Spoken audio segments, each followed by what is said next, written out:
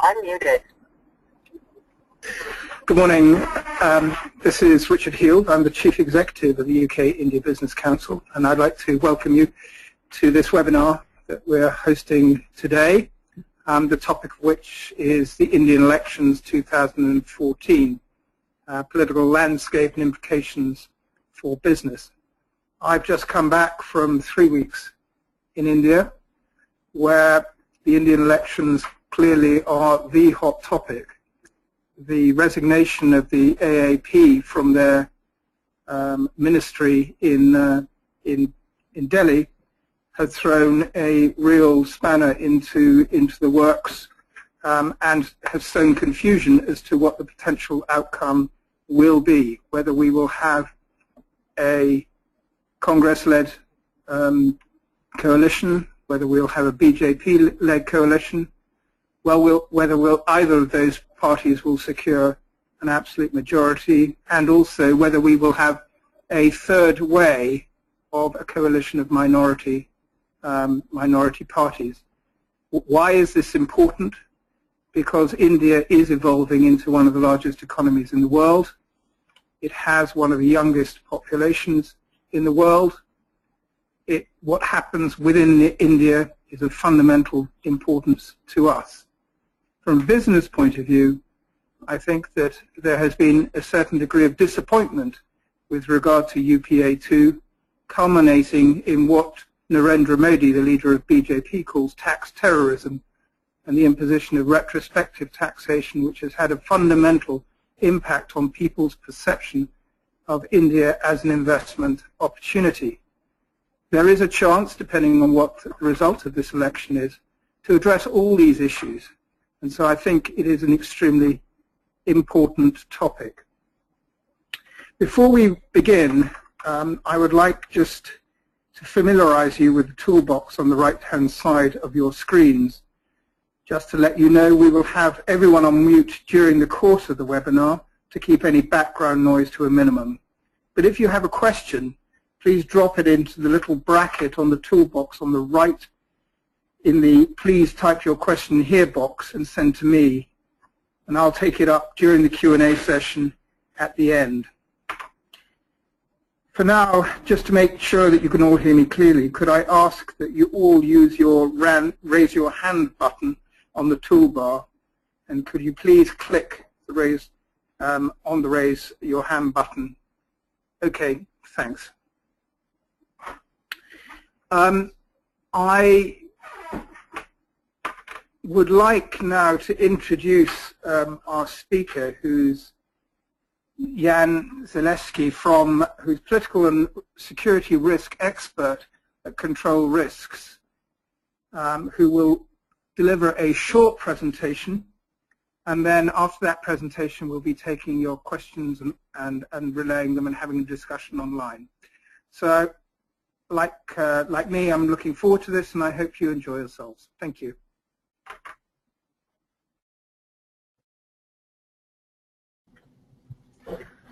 Thank you very much for the introduction, Richard. Hello, everyone. Over the next couple of minutes or so, I'll be talking about our independent view of how the upcoming elections will impact or are likely to impact the wider business environment in India. But before diving right into the issue, I'd just really like to introduce to you what Control Risk does. If we move into the next slide, you can see that we are a global and independent risk consultancy specializing in political, integrity, and security risks. Over the past nearly 4 decades, we've worked across the globe in over 130 countries and have become the trusted advisor to more than 3/4 of the Fortune 500. Working on 5 continents, our main mission is to help clients succeed in complex and hostile environments. The next slide brushes out our presence in South Asia more specifically.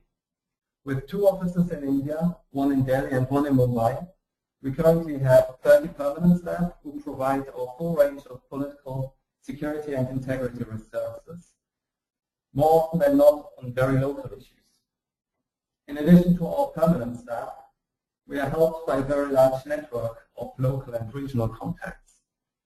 And while India is naturally our main focus of operations in South Asia, we have extensive experience throughout the region, including in Bangladesh, Sri Lanka, Nepal, and even in Bhutan and the Maldives. Okay, so this was just to briefly introduce to you what ControlRisk does. Moving on to the next slide, I'd now like to go into our outlook for what we believe are the likely elections outcomes and how this is likely to impact the broader investment environment.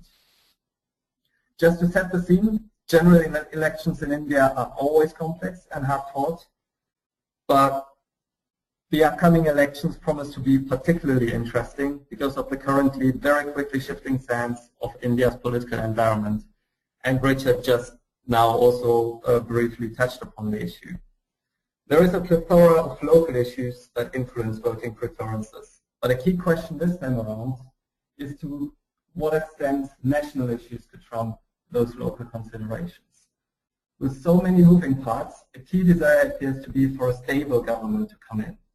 This desire for stability does not necessarily only reflect the wish for a government that survives its 5-year term, but for an administration to come in that is better able than the currently ruling Congress-led United Progressive Alliance to pass coherent and well-balanced laws and policies, and in a more efficient and transparent manner, and crucially, to then stick to them.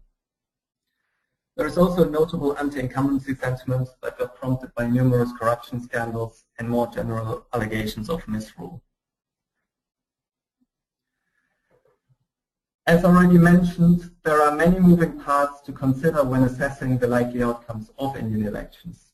In our assessment, we've considered a multiplicity of views from within India and have carefully considered and weighed key drivers to come up with our 3 broad scenarios of how the elections could turn out.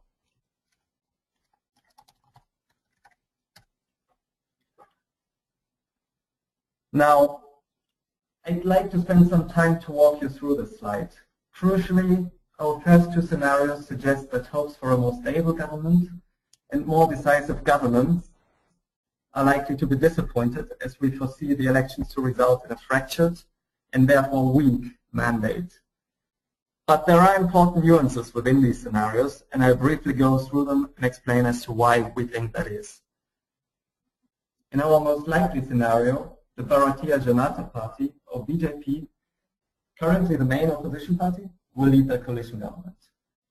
Significantly, despite a clear anti-incumbency trend and the ability of the party to capitalize somewhat on the candidature of its charismatic but also controversial Prime Ministerial candidate Narendra Modi, its limited presence throughout India prevents it from being able to gain more than about 210 of the available 545 seats in Parliament. In fact, we believe that the BJP's final tally is likely to fall anywhere between only 150 and 210 seats. Either way, this falls well short of the required simple majority, which would be 272 seats. Depending on the actual number of seats that the BJP will gain, this can have a decisive influence on the final shape of the government. If the BJP gains more than about 180 seats, the party would find it relatively easy to attract enough allies to form a workable government. In this case, we would expect Modi to become Prime Minister without significant challenges from other parties. Should the BJP get less than about 180 seats, however, the situation becomes somewhat murkier. Regional parties who have grown stronger in recent decades and are already maneuvering to maximize their bargaining power would be in a strong position to negotiate for cabinet portfolios. In this case, Modi would not be guaranteed to become Prime Minister. In this context, India's next Prime Minister could either be an alternative choice from the BJP or a member from one of the regional parties. Overall, and depending on the final form of the government within the scenario, we view the scenario as moderately positive for India's political and economic trajectory. And business sentiment is likely to improve somewhat. This is principally owed to the fact that we expect the NDA to be better able than the current government to push for reforms. And we argue that this will be the case regardless of whether Modi becomes Prime Minister or not.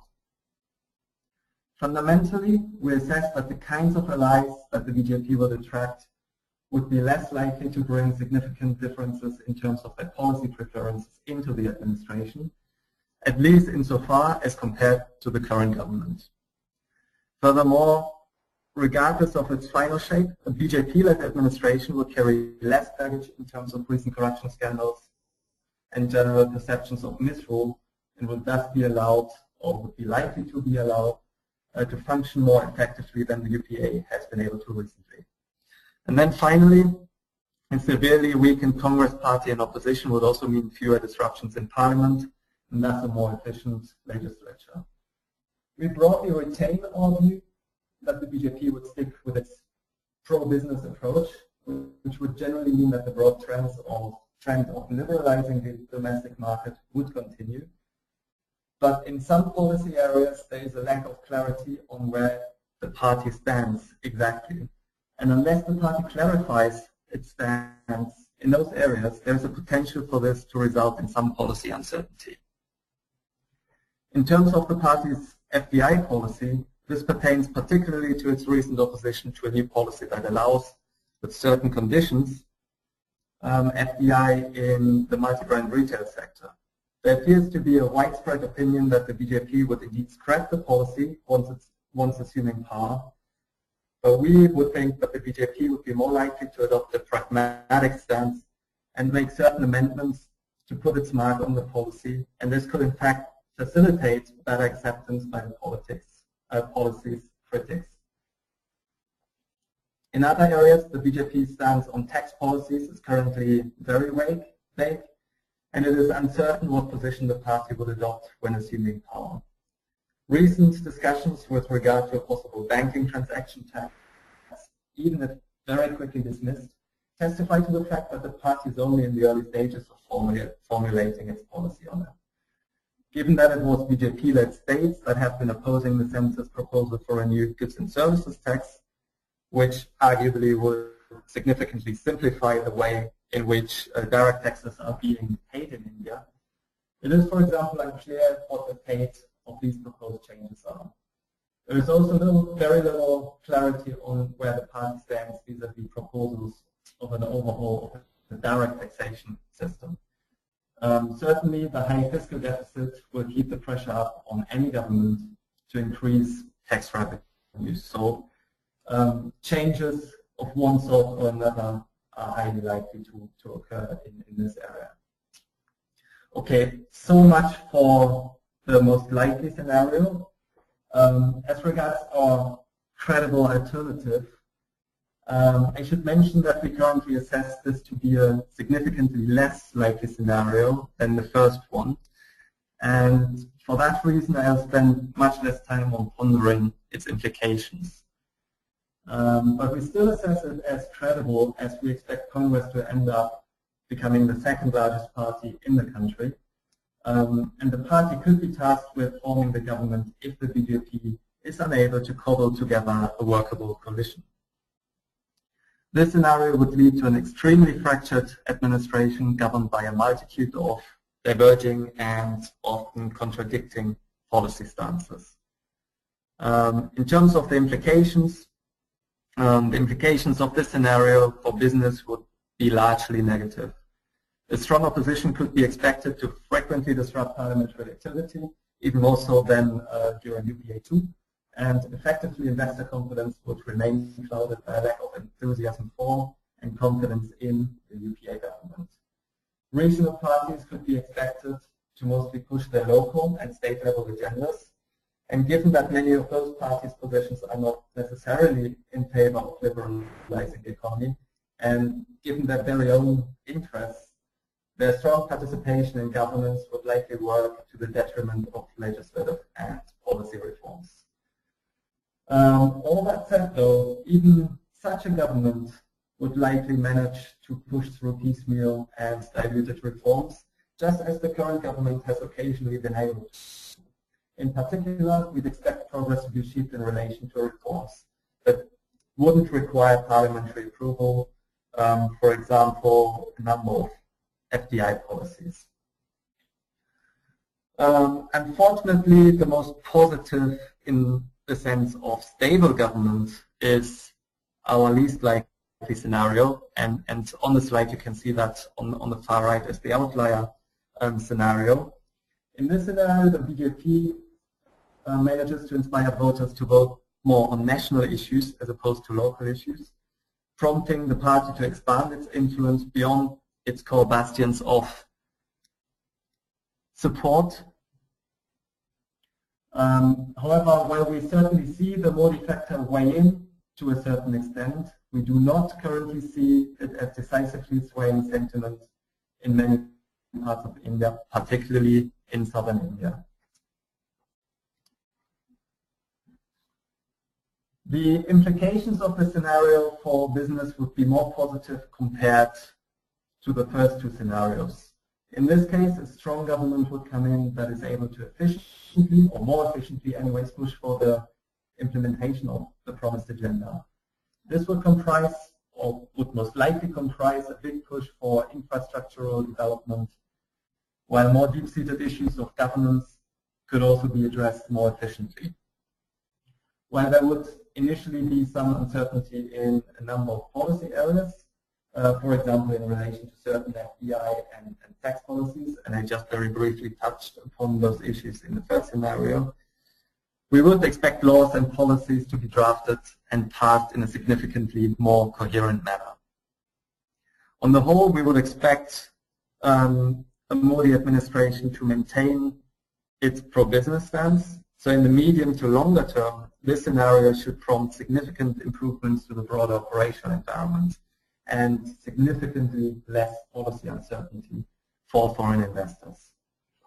Okay, just so much for now on what we believe are the most likely outcomes of the Indian elections. In the next slide, I'd just briefly like to comment on a question that we are asked frequently when we present our election scenarios. Why do you not consider the third and fourth front in your assessments, especially given how much attention those formations get in the media? The quick answer to that is we do consider it, but not as a separate scenario. Just briefly, for those not familiar with the Indian political environment, the third and fourth fronts are very ill-defined terms and can mean different things to different people. What it usually refers to is an alliance of regional and or interest-based parties that come together as an alternative to the big two, the Congress and the BJP. We view such alliances mainly as a means to increase bargaining powers vis-à-vis those two parties, and as such do not see a realistic possibility of any alliance of regional parties on their own leading the next government. These alliances are of crucial importance to our first and second scenarios, however, and are likely to have very significant influence on the next government. To a large extent, this is guiding our expectation for a somewhat fractured and, depending on its final shape, weak government. Now, if we move to the next slide, this expectation often raises concerns among investors as to whether there is actually any hope for the existing or planned investments, particularly as many investors continue to see India as a country of future opportunities, and rightly so. Our answer to that is that it really depends. In terms of central politics, even the current government, as I briefly mentioned before, managed to push through some useful laws and policies. I'm only mentioning the Companies Act, the National Manufacturing Policy, and the raising of numerous FDI caps. Many of those moves were certainly progressive, and some of these were pushed through when the government already lost its majority in parliament. So with both the BJP and Congress likely to remain broadly pro-business, we expect reforms to go ahead, even if at a snail's pace. Anyways, much on those issues depends on the actual implementation. FDI policies, for example, are only as good for the country as they're able to attract investment. And in many areas, this clearly hasn't been achieved. To some extent also because the wider operational environment is not perceived to be conducive for investments at this time. Much also appears to depend on personalities, as in who is occupying which portfolio at what time. This appears to be a particular sticking point in relation to the speed in which licenses and clearances are granted. For example, the replacement of Natarajan with Moili last year led to the granting of dozens of long held up clearances within a very short time frame. So apart from analyzing which party will lead the next government, the key focus should be on who will occupy which portfolio, and also crucially how they will function in their job. Our experience also strongly suggests that while developments at the federal level in India are certainly highly important, in most cases it is the state and local levels that determine how attractive or unattractive India is for a particular foreign investor.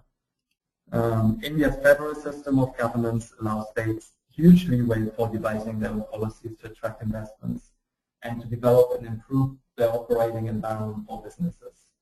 This partly accounts for the huge discrepancies between states in terms of where they stand on their development trajectory. And similarly, this has huge implications for investors as well.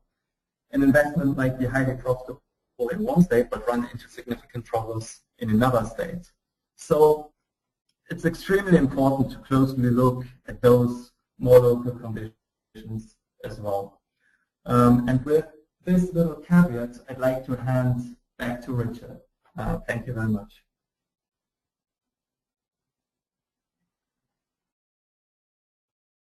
Unmuted. Thank you, Jan, for that insightful overview.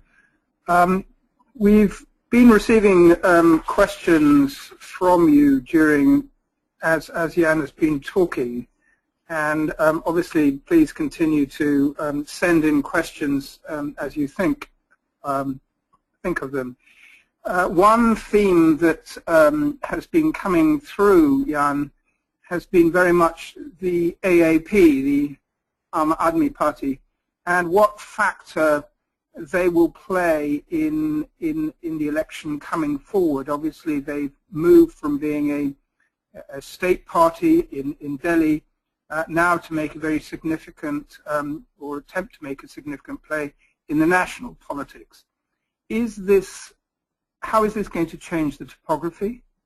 And will they be successful either in terms of getting a meaningful national footprint, but also will they have an impact in relation to people's perceptions with regards corruption, etc.?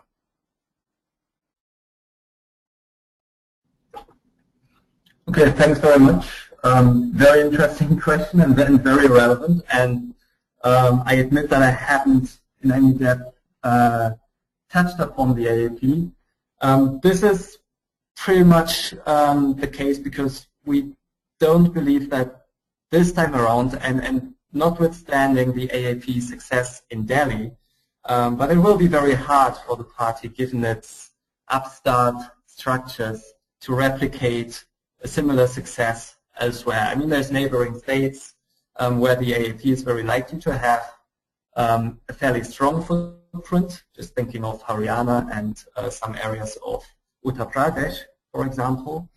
But in terms of actually making their mark in Parliament, as in increasing or gaining a sufficient number of seats to play a crucial role in government formation processes, we do not currently think that the structures or where the AAP currently stands is very conducive to getting more than, and that's a still fairly wide range, between 10 to 30 seats.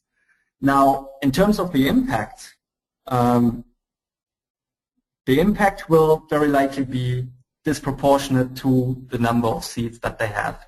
And if we look back, I mean, over the past year, the impact that the AAP has had on the center, on state level politics in relevant states, it's been huge. And it has already been very much disproportionate to the actual political weight. Considering the issues that the AAP has been campaigning on, corruption, other perceptions of general misrule, etc. I mean, those are still and are likely to remain very relevant. So I do think that we can expect the AAP to have a very significant impact on the way that the next administration will function. And again, that will be way beyond the numbers of seats that they are likely to get.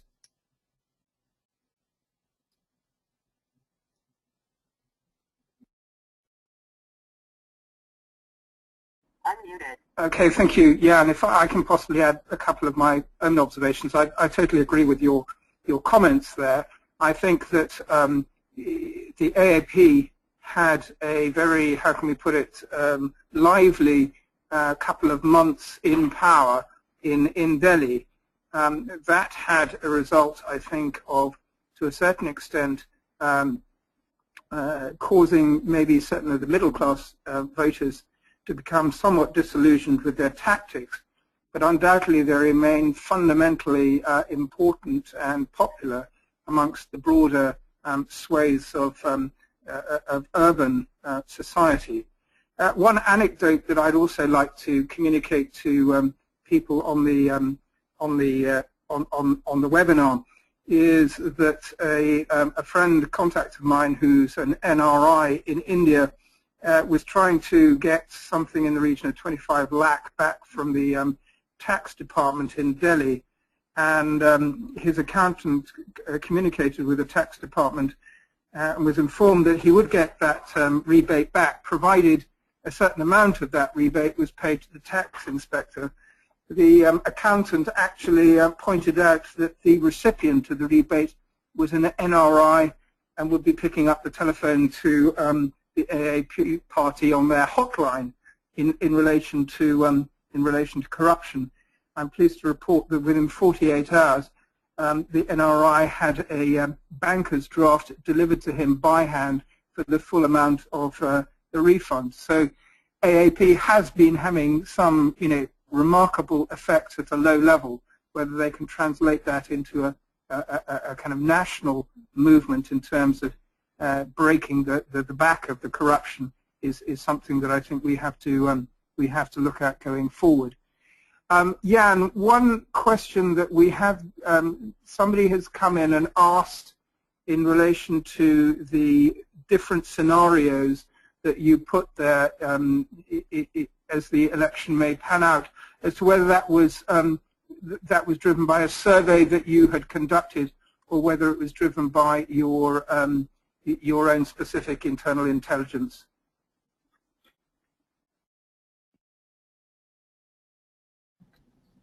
Okay, so it's not exactly the result of a formal survey or anything like that, but we have asked dozens of people in India on what their perceptions are of the situation. So people who are very familiar with political developments in the country. So we are taking in a multiplicity of views on this issue, and actually not only now, not only in the pre-election period, but we generally do that because we do monitor political developments on a daily basis as well. So this is partly the result of intensified efforts, of course, in the run-up to the elections, because it's just simply such a huge topic to be covered.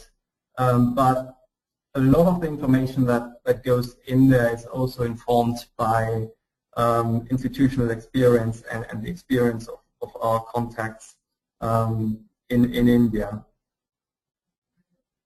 Richard? Jan, thank you very much. Another question that has come in is in your expose on the different options in relation to the election. You mentioned that if the BJP got fewer, let's say, than 180 seats, you can see an opportunity that although BJP will be the largest party, Narendra Modi may not be the Prime Minister. Could you just, and perhaps a smaller regional party might hold that position. Can you just expand on that briefly, please?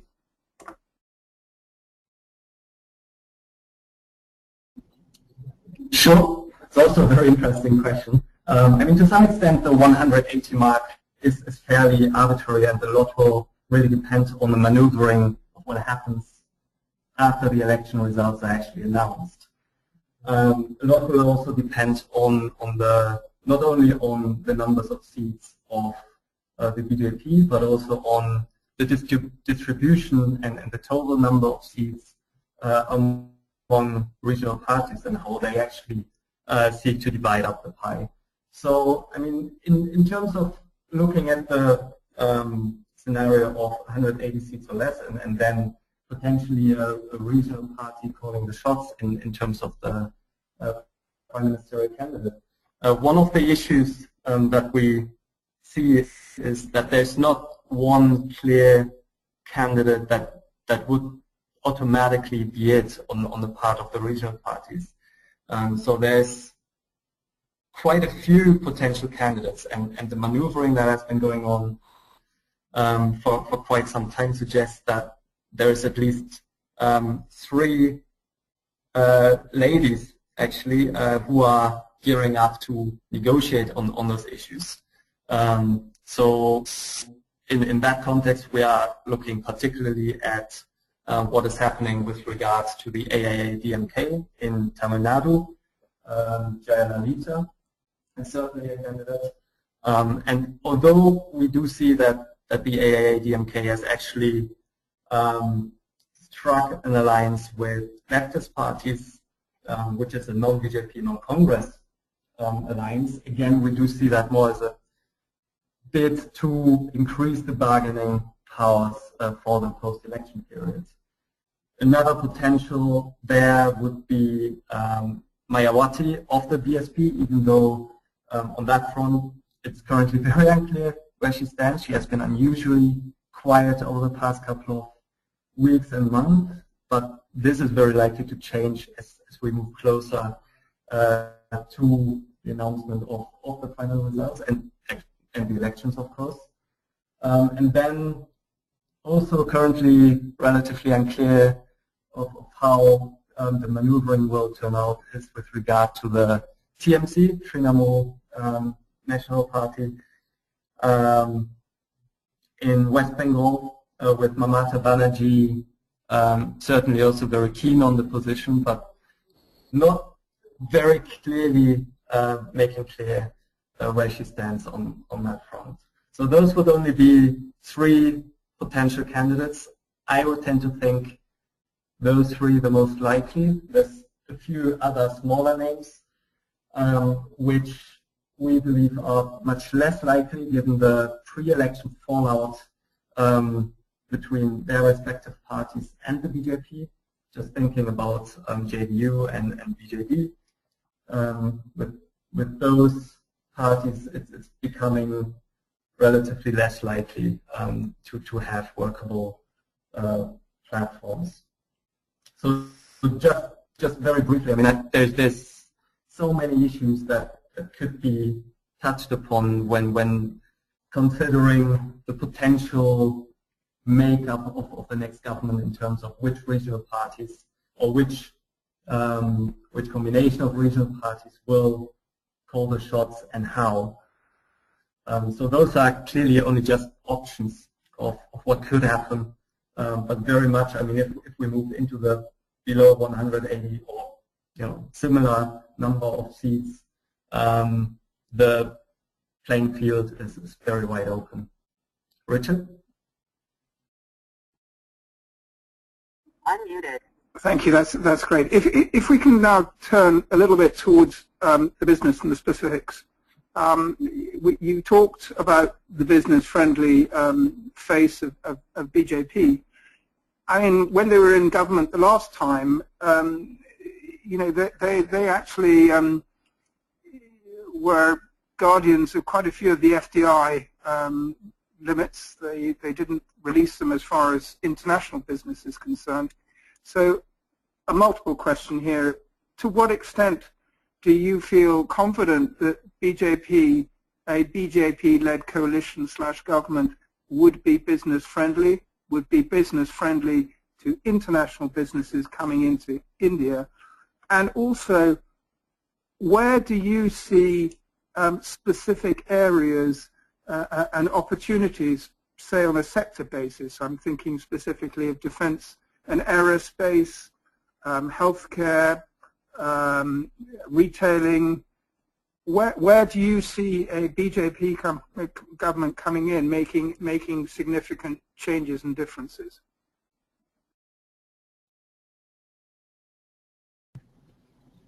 Okay, thanks very much. So first, the question on how confident I feel that the BJP will actually be pro-business, as in favor of foreign business coming to India.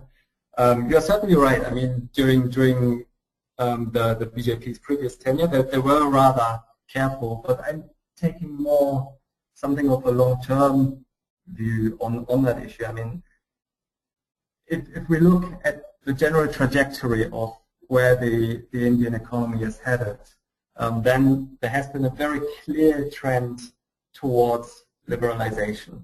I mean, the speed with which it happened has varied over time, but generally, I mean, the trend, it's fairly clear. Now, backtracking on, and that's basically what we're also looking at, backtracking or the potential backtracking in certain policy areas, and of course multi-brand retail here is always mentioned, but the BJP has also mentioned pharma, etc., or has been critical of FDI policies on pharma and in other areas. Backtracking on those issues, I think, is a completely different issue from not actually moving proactively and raising the ceilings or removing the ceilings altogether. So if we look at looking ahead, if we look at the more problematic areas like multi-brand retail, also pharma, etc., then I think the more likely scenario, rather than the scrapping of the entire policy, would be for the BJP to maneuver, maybe in a fairly prolonged manner, on the issue. Maybe no real advances are going to be made in certain areas, but again, rollbacks, I think it's a fairly fringe argument. I don't think that there's a real desire in most sectors, or I would even argue in any sector, to go back to more protectionist stances. In terms of the sectors where I feel that the BJP would move more proactively, from what I've heard talking to a lot of people in India, defense would be one, but also particularly there appears to be a significant focus on manufacturing. I mean, it wouldn't be necessarily all new to the BJP. I mean, the UPA has passed the National Manufacturing Policy, but it hasn't been implemented.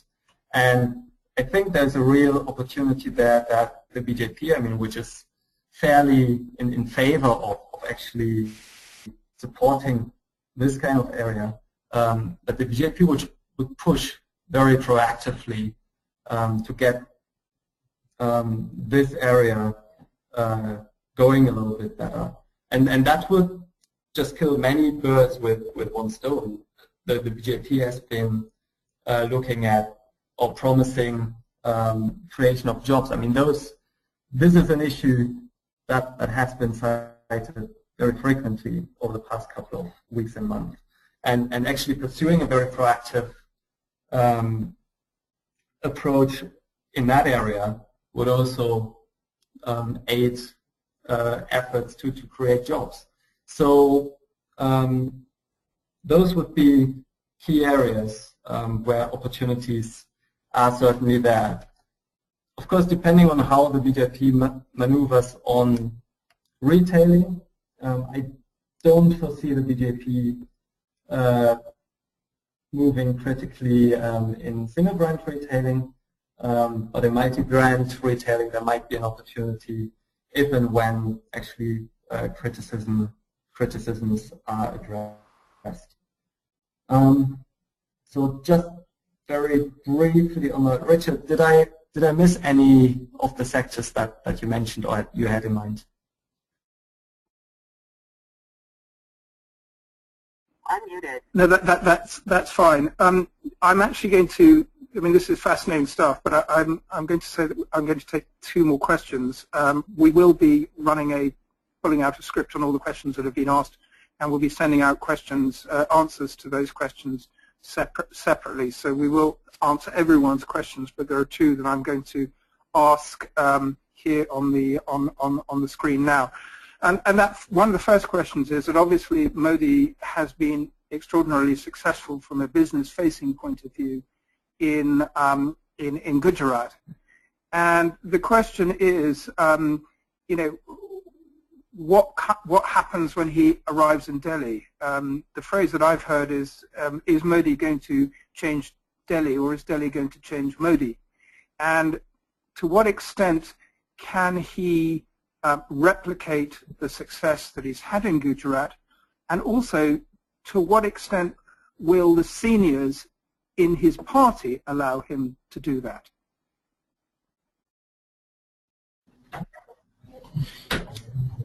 Those are all very interesting questions, and I wish the answers would all be out there. So it's just assuming what would happen if once he moves to Delhi. So I guess the way that I attempt to answer that question is by looking at what we have as our most likely scenario and what we have as our outlier scenario, because both of these scenarios have very different impact on what Modi might be able to achieve when leading the next government. So under the first scenario, of course, he will have to share power to a certain extent, and potentially to a very significant extent. So his ability to just push in the way that he has been able to in Gujarat, and many people rightly say that he has been able to act in Gujarat more like a CEO than a chief minister. I mean, which is certainly true if comparing the way that the Modi rule has progressed compared to how rule in other states in India has progressed. So he will certainly have to take into account many more different voices, and not only from within his own party in this kind of scenario. So of necessity, his ability to push for a quick implementation or for a quick realization of what his vision is of how India should proceed will necessarily be diluted in this scenario. Even in the outlier scenario, I mean, the institutional setup, etc., is quite different, and even if the BJP gets a simple majority, and it's very unlikely to gain much more than that, if at all, then there would still be a multiplicity of voices to be taken into account. So while his ability to act would be much better in this outlier scenario, he would still not entirely be able to push his vision. So I think we just have to expect that all India isn't going to look like a Gujarat in this sense. So, but how exactly this will pan out, I think we'll just all have to wait, and it'll depend to such a large degree on the actual shape of the next government. Which parties will partner up with the BJP, if at all? Which individuals are calling the shots in accordance with this setup? and then things will be a lot clearer. For now, I think it's just fair to sum up that Modi will have to be very very accommodating in the way that he's seeking to push his ideas. Unmuted. Okay, thank you. Last question. Does this election matter? Do we really care, or should we care, bearing in mind the fiscal problems that are going to impact on whatever administration comes in? Should we really care whether this is a Congress or a BJP led government? As I said, the fiscal problems, the economic problems, the structural problems are recognized, I think, by all parties. So the agenda is set out. Does it really make a difference as to whether it is BJP, Congress, or third way?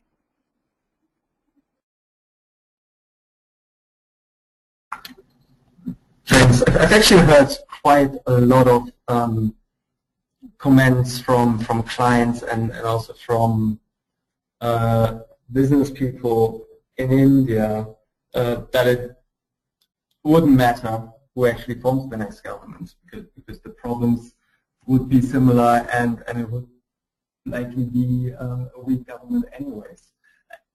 I don't really necessarily agree with those views. I think it does matter, but it really depends on who the respective foreign investor is, what the expectations are, etc. I mean, in terms of the fiscal deficit, etc., yes, you're completely right. I mean, any government is likely to face that problem. And I think that the differences in how the different governments would tackle that issue are only slightly different. I mean, there's the whole debate as to the BJP looking more for growth and the Congress Party looking more for distribution of resources, so more handouts, and therefore under a Congress government there would be a bigger strain on the fiscal position.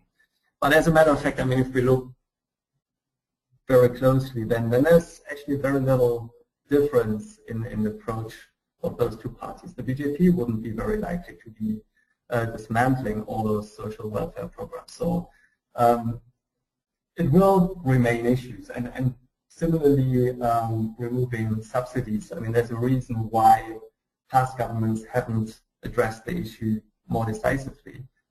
So it will remain an issue, and you know, in those areas, it's a matter of degree. I would, at this stage, actually say, you know, look at the sector that you want to invest in, and then look at how the center is likely to maneuver in terms of policies in those areas, and also look at how the central government would likely be addressing the more structural issues that have prevented foreign investment from coming in. Say, you know, make the bureaucracy more efficient, improve the infrastructure, etc.